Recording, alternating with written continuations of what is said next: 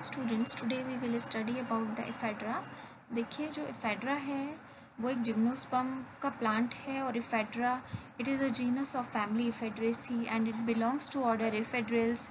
It is represented by about 40 species and it is distributed in mountains, in sandy desert regions throughout the world, and most of the species of this plant are shrubs. You can see in this picture that the plant looks shrubby.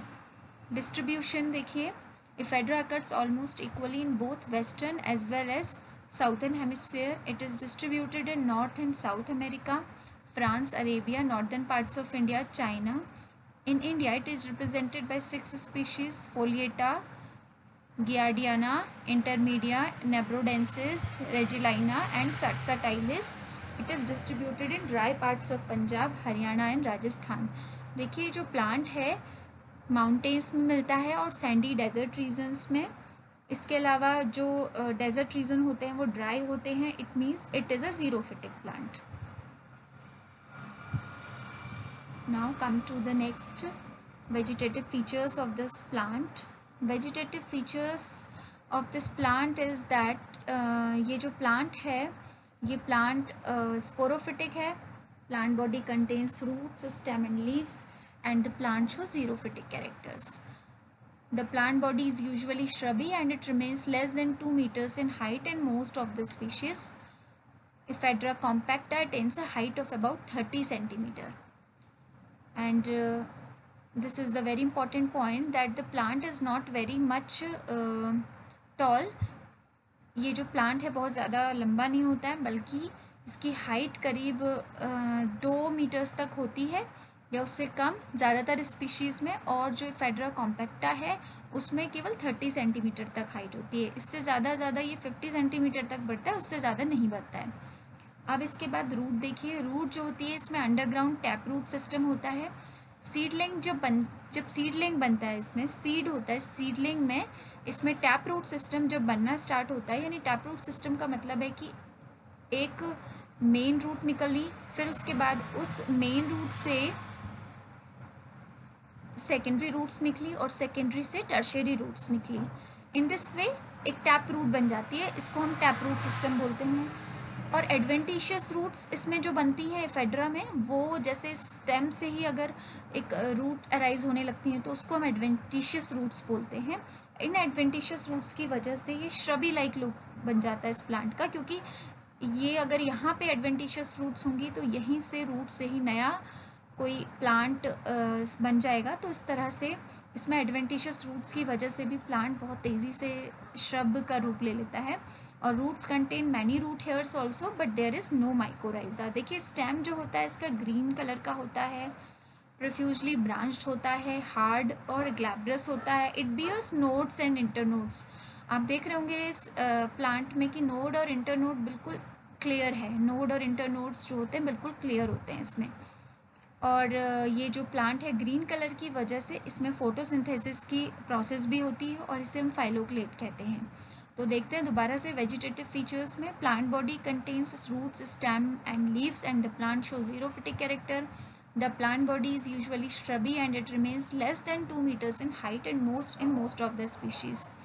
Ephedra compacta attains a height of about 30 centimeter. Root जो होती है इसमें starting में tap root system होता है, बाद में जैसे जैसे प्लांट ओल्ड होता जाता है इसमें एडवेंटिशियस रूट बनने लगती हैं, जिससे नए नए प्लांट का फॉर्मेशन होता है और जो ये श्रब लाइक जो प्लांट है श्रबी हो जाता है। Roots contain many root hairs but there is no mycorrhiza. Stem जो होता है इसका ग्रीन कलर का होता है, ब्रांच होता है, हार्ड होता है और इसमें नोड्स और इंटरनोड्स होते हैं। Stem being green perform the function of photosynthesis और इसलिए हम इसको फाइलोक्लेट बोलते हैं। अब देखिए नेक्स्ट है इसका, हम देखते हैं अब इसमें इस प्लांट की लीव्स के बारे में। इसकी जो लीफ होती हैं इसमें स्केली लीव्स होती हैं। स्केली लीव्स का मतलब होता है कि जो लीफ हैं वो छोटी हो जाती हैं एक तो, और स्केली लीव्स का मतलब होता है कि जो ये लीफ हैं ये ज़ीरोफिटिक कैरेक्टर शो करने लगती हैं, यानी स्केली लीव्स उन्हीं उसमें मिलती हैं जिनमें ज़ीरोफिटिक कैरेक्टर देखने को हमें मिलता है। अब देखिए लीफ जो है, लीव्स बहुत स्मॉल होती हैं, छोटी छोटी होती हैं, र्यूडिमेंट्री होती हैं। लीव्स जो होती हैं अपोजिट होती हैं, साथ ही डेकेसेट होती हैं। और डेकेसेट का मतलब होता है, देखिए अपोजिट का मतलब होता है जैसे मान लीजिए ये प्लांट है और इस प्लांट पे एक लीफ इधर है, दूसरी लीफ इधर है, तो दिस मैनर इज़ अपोजिट।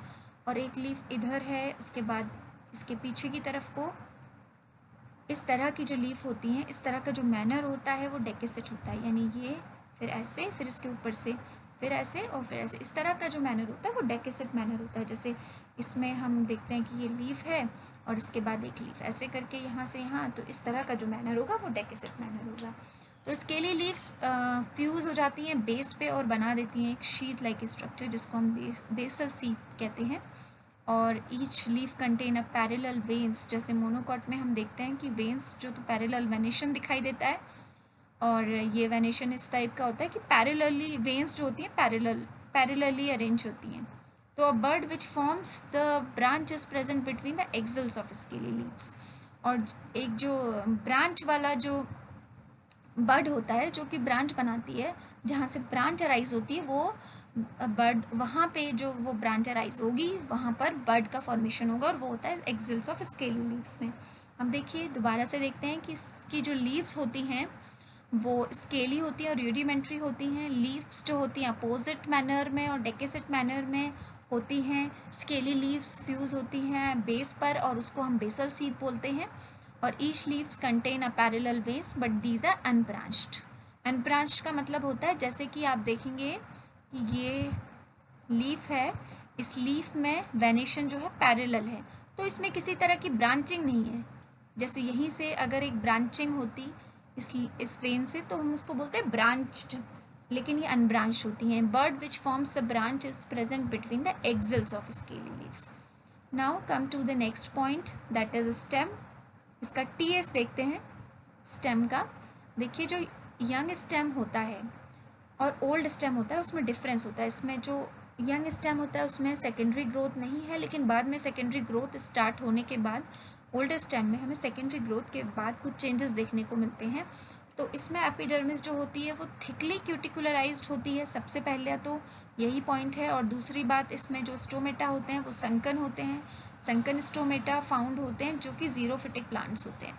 तो epidermal cells are thick walled patches of sclerenchyma और also found between the ridges below the ridges. जो रिजेस होते हैं, देखिए जैसे ये है क्यूटिकल है, तो ये जो भार दिखाई दे रहे हैं इसकी आउटलाइन में, वो इसमें जो भार हैं उनको रिजेस बोलते हैं, और जो खांचे हैं उसमें उनको ग्रोव्स कह सकते हैं, ग्रूव्स।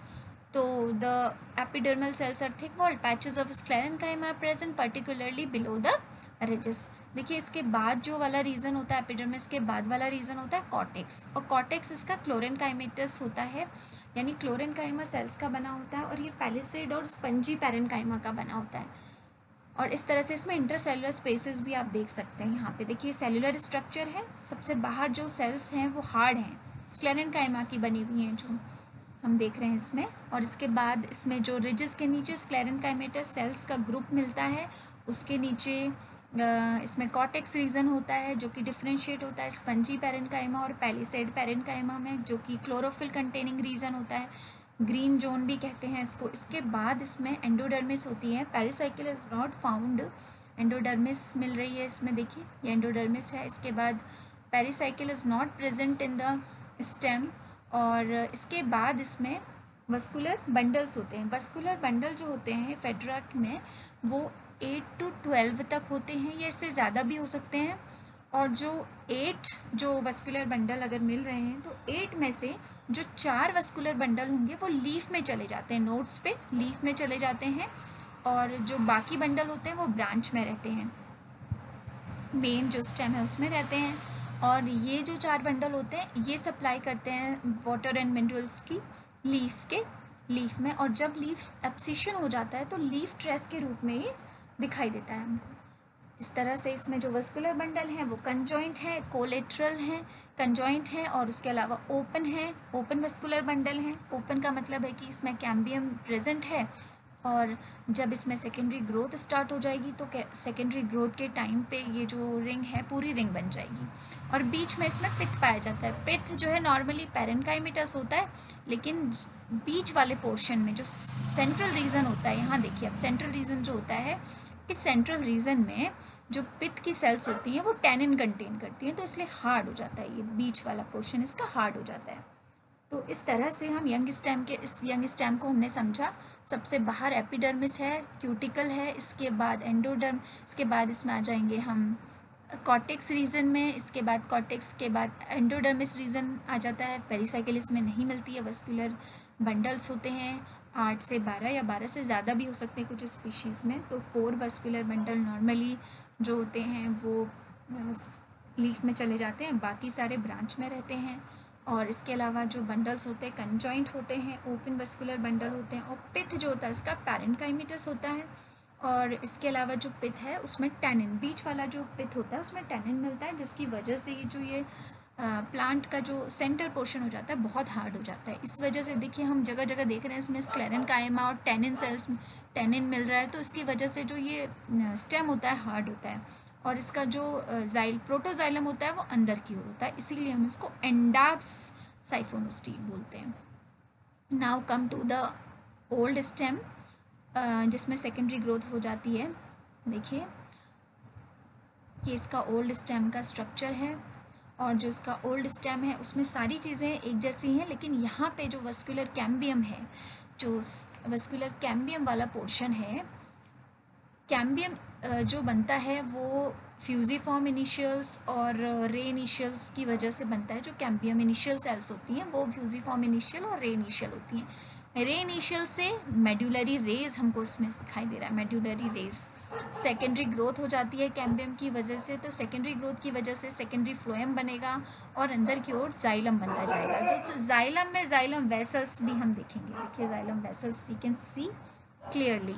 और यही इसका बड़ा इम्पॉर्टेंट फीचर है कि इसमें जाइलम वेसल्स मिलती हैं, लेकिन कुछ ओल्ड स्पीशीज़ में जाइलम वेसल्स नहीं पाई जाती हैं। इक्विसिटिना जैसे एक स्पीशीज़ है तो उसमें नहीं मिलती है जाइलम वेसल्स, लेकिन नॉर्मली इसमें वेसल्स हमें कुछ स्पीशीज़ में मिलती है। तो xylem vessels is very important feature. और जाइलम फाइबर इसमें नहीं मिलता है। इसके अलावा मेड्यूलरी रेज जो होती हैं स्टार्टिंग में यूनिसीरिएट होती हैं, एक लेयर में होती है, फिर उसके बाद मल्टी सीरिएट हो जाती है जब डेवलपमेंट होता है कैम्बियम रिंग के बाद। कैम्बियम रिंग जब डेवलप करती है, इधर सेकेंडरी फ्लोएम, इधर सेकेंडरी जाइलम का डेवलपमेंट होता है। इसके अलावा प्राइमरी जो जाइलम है वो अंदर की ओर आ गया है। और इसी तरह से यहाँ पे फाइबर्स देखने को मिलते हैं, phloem fibres. Xylem fibres are not present in this. And epidermis सबसे बाहर वाला रीजन देखिए, दोबारा से देखते हैं, इसका क्यूटिकल वाला रीजन है। उसके बाद है इसमें एपिडर्मिस आ जाता है, फिर उसके बाद आ जाता है इसमें नॉर्मल जो कॉर्टेक्स था। उसके बाद इसमें वस्कुलर स्टोन सेल्स भी मिलती हैं इसमें, जो ये सेकेंडरी ग्रोथ के बाद हम देख रहे हैं इसको स्टोन सेल्स मिलती हैं। उसके बाद इसमें और अंदर की तरफ आने पर जो बीच में कैम्बियम है वो बिल्कुल रिंग लाइक स्ट्रक्चर बना दिया है उसने, और medullary rays we can seen clearly, and xylem vessels भी हमको स्पष्ट दिखाई दे रही हैं। और इसके अलावा जो इसमें जो बीच वाला पोर्शन होता है, पिथ जो होता है, बहुत नैरो हो जाता है। तो ये इसका ओल्ड स्टेम का सेकेंडरी ग्रोथ के बाद का स्ट्रक्चर है। अब आ जाते हैं हम इसका लीफ का स्ट्रक्चर। देखिए जो लीफ है, जो इसकी लीफ होती है, उस लीफ में आप देखेंगे कि जो लीफ होती है उसका आउटर जो कवरिंग होता है, वैसे भी लीफ इसमें रिड्यूस्ड होती है और स्केली होती है। तो लीफ में आप देखेंगे सबसे बाहर एपिडर्मिस है, उसके बाद इसमें एपिडर्मिस के बाद जो पैलिसेड लेयर है उसमें एयर स्पेसेस पाए जा रहे हैं। और इसके अलावा स्पंजी पैरेन्काइमा भी है, इसमें स्पंजी पैरेन्काइमा देखने को मिलता है। जो पैलिसेड पैरेन्काइमा है वही क्लोरोफिल कंटेनिंग रीजन होता है। वस्कुलर बंडल्स इसमें 2 होते हैं, और जाइलम और फ्लोएम कंजॉइंट वस्कुलर बंडल होते हैं इसमें। इस तरह से ये एक लीफ का स्ट्रक्चर है। इसका जो लीफ है वो रिड्यूस्ड है और membranes scaly leaves and somewhat oval in outline. Cuticle present रहती है इसमें। Stomata, we can see the epidermis consists of elongated or oval cells. Many air spaces are present in the parenchymatous and palisade regions. The vascular bundles are small and 2 in number. इस तरह से इसका जो anatomical जो इसके stem और leaf और इसके अलावा हमने ओल्ड स्टेम और यंग स्टेम में समझा. अब नेक्स्ट वीडियो में हम इसके जो मेल स्ट्रोबिलाई है इसका रिप्रोडक्शन पढ़ेंगे. Thank you very much.